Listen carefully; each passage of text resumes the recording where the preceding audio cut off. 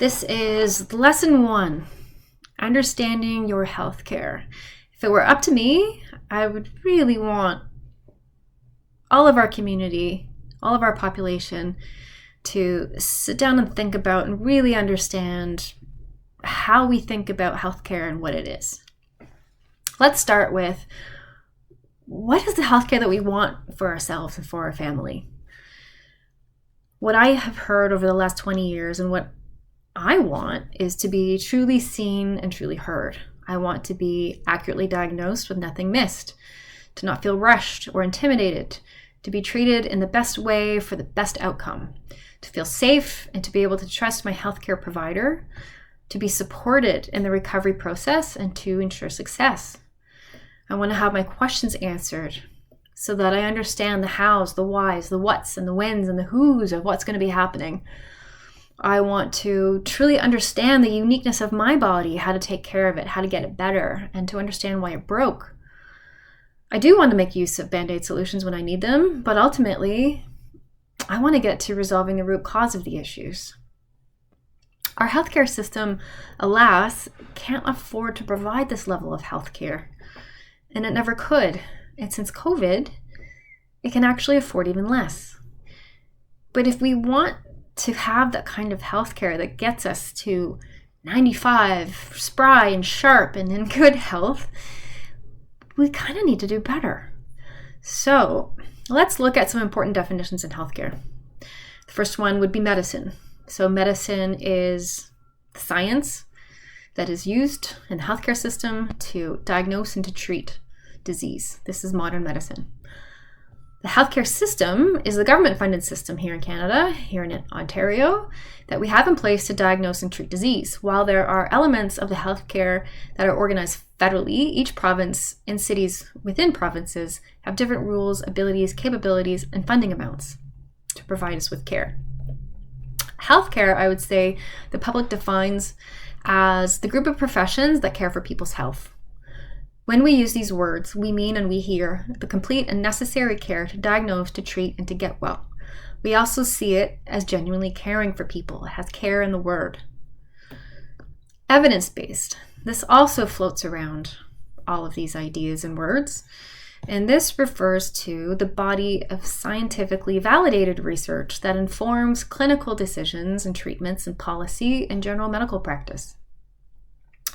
We tend to interchange the use of these words, healthcare system, medicine, healthcare, but they really do all have unique and specific meanings.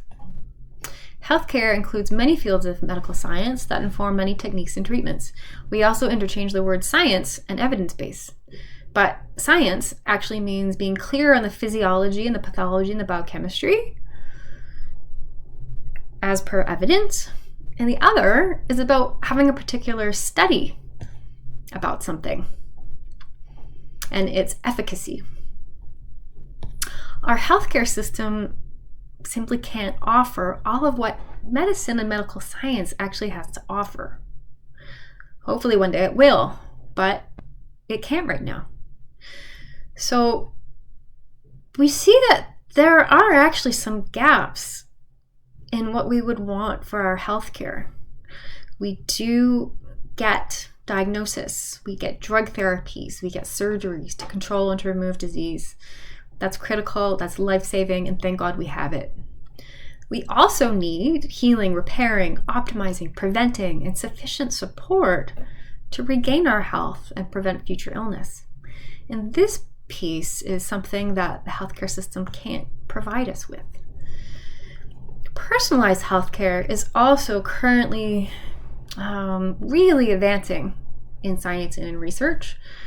And much about our health really is derived on a person-by-person lifestyle, genetics, epigenetics basis.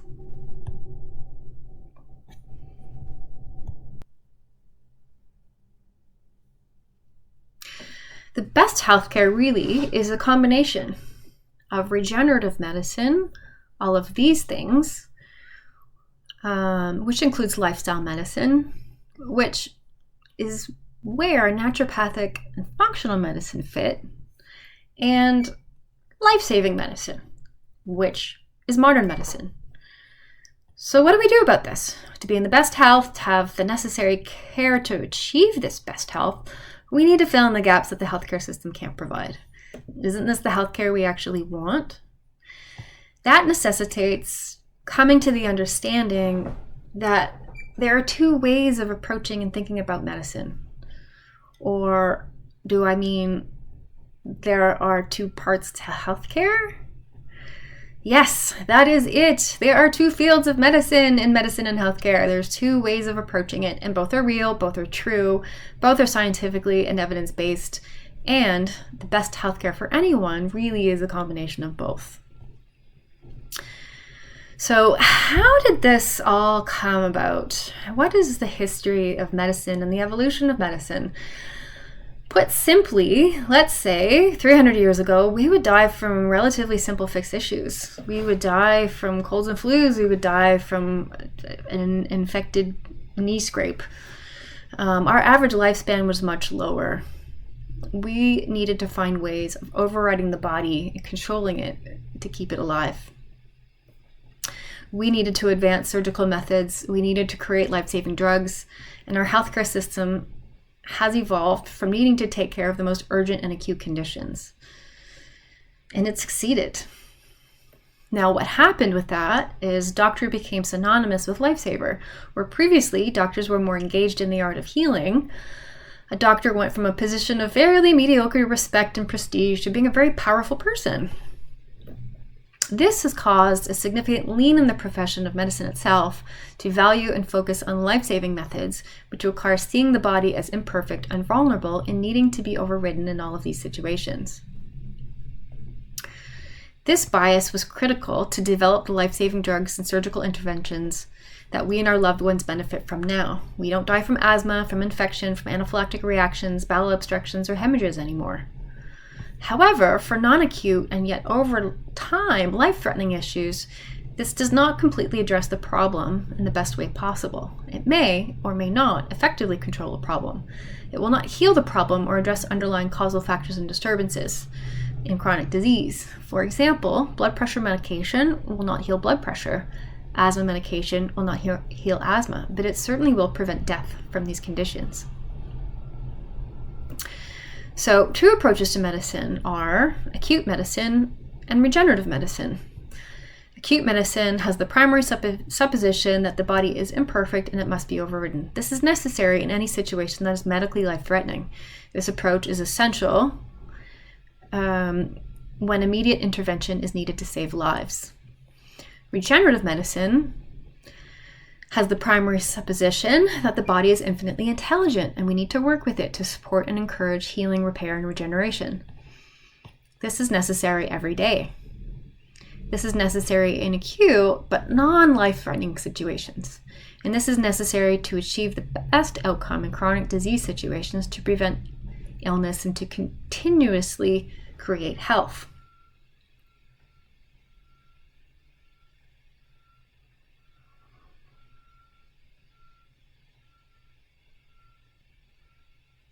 So our key takeaways here are there are two arms of medicine, regenerative or naturopathic medicine, and acute life-saving and disease management or modern medicine. Our healthcare system focuses on the latter. Naturopathic medicine or regenerative medicine fills in the gaps that the healthcare system has and provides regenerative healing and preventative healthcare.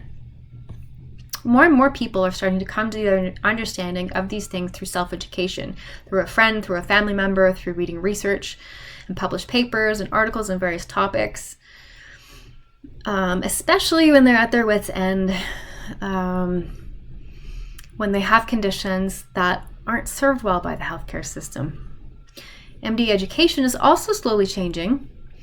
There are the odd elective course on regenerative medicine added to the curriculum. A percentage of physicians continue on to study and practice regenerative medicine, or functional medicine, or integrative medicine, or naturopathic medicine. And thus, as a doctor, one can focus their efforts on saving lives quickly or saving lives slowly. Both are really, really important. So if we compare the healthcare approaches, we can see some differences. Our healthcare system, and we're talking about the system more so than we're talking about modern medicine itself. But the healthcare system provides us with reactive healthcare. We don't go there until we have a problem and we need it fixed pronto. Regenerative medicine is really proactive. We want to have a deep look at you and make sure things are all optimally running. In the healthcare system, the doctor's in charge. In regenerative medicine, you and your doctor co-create your care together. In the healthcare system, generally, it's a very focused appointment. There is one issue addressed at a time. In regenerative medicine, it's a really comprehensive process where we look at all the issues, all the symptoms, all together. The healthcare system offers us generally complaint-oriented physical exams only. Unfortunately, it's no longer covered to have an annual complete physical exam, although some doctors will do it anyways and not get paid for it. What we prefer to provide is a comprehensive 45-minute annual physical exam, which looks at everything: your hair, your skin, your nails, your eyes, ears, nose, and throat, lymph node exam, thyroid exam, listening to your heart, your lungs, your chest, your abdomen, palpation, looking at your peripheral vascular system, neurological assessment, everything. I think everyone needs to have that checkup at least once a year. The healthcare system provides us with a limited relationship with our physician. However, when we're doing a regenerative medicine process, your relationship with your doctor is key to success and it's key to healing. In modern medicine or in the healthcare system, the primary supposition in care is that the body must be overridden and controlled, which it must be in acute life-saving conditions. In regenerative medicine, the primary supposition in care is that the body is intelligent and has a powerful ability to heal. We want to pay attention to it, nurture it, figure out what's blocking it, and help to stimulate repair. Our healthcare system is life-saving now. Regenerative medicine is life-saving and quality of life-saving over the long run.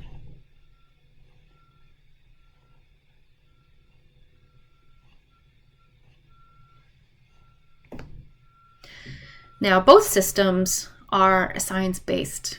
Both systems rely on deep knowledge of pathology, immunology, cell biology, genetics, biochemistry, etc. Both systems are also evidence-based. So there are studies to figure out if we test X drug, how many people will it work on, and how effective will it be, and what side effects will there be. Just like there are studies on if we use X amount of vitamin C, how many people does that work for what condition, what are the side effects. Now, it is true that regenerative medicine in some areas is lacking studies that are large in terms of RCT trials, and the reason for that is generally because the nutrients themselves are at very low risk for harm. There's not a lot of money to be made in studying natural molecules because you can't patent them. But there are also other types of studies that count as evidence. There are case-based controls. There are after-the-fact research of what happened. And the body of knowledge is certainly growing. And in fact, there are a ton of studies on many different things. And it is also true that modern medicine also lacks studies for many populations of people, etc.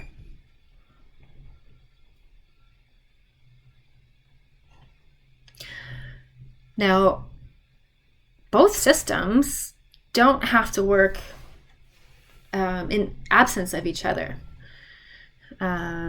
They easily dovetail together, where we control a disease and we help the body heal the underlying root causes, where we need a surgical intervention and we support the body to heal and repair in its most effective way. So I would say after this, hopefully, now you understand healthcare a little bit better and you're better equipped to make your personal healthcare decisions.